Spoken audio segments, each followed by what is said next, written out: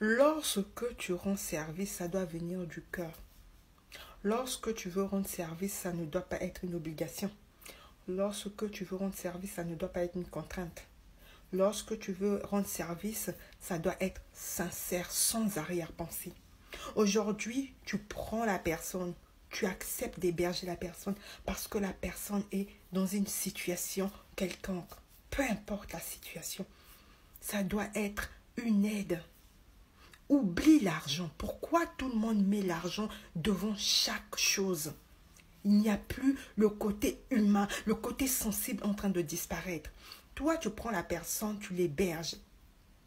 La personne arrive chez toi, finalement, tu commences à lui demander de te garder les enfants.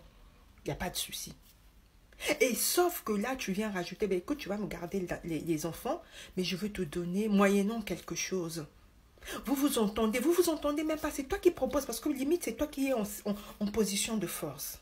Parce que l'autre est dans les problèmes. Tu lui proposes 80 euros.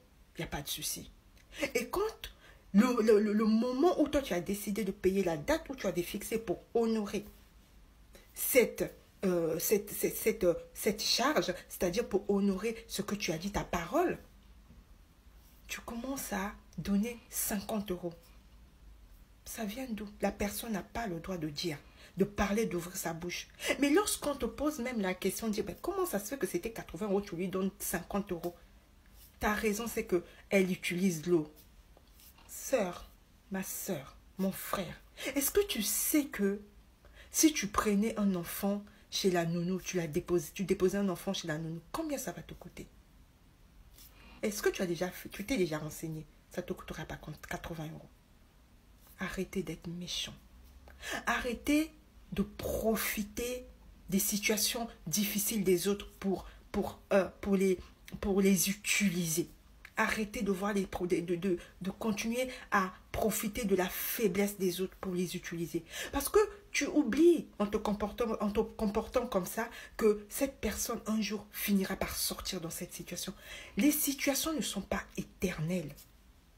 Les situations ne sont pas éternelles. Tu vas lui ramener une facture. Une personne qui vient chez toi, une semaine, tu ramènes à personne une facture d'eau. Qu'est-ce que ça veut dire?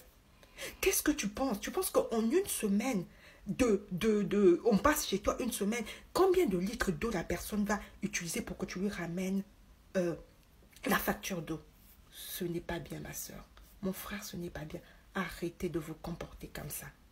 Donnez, aidez avec un cœur sincère. Vous en aurez au centuple, on dit.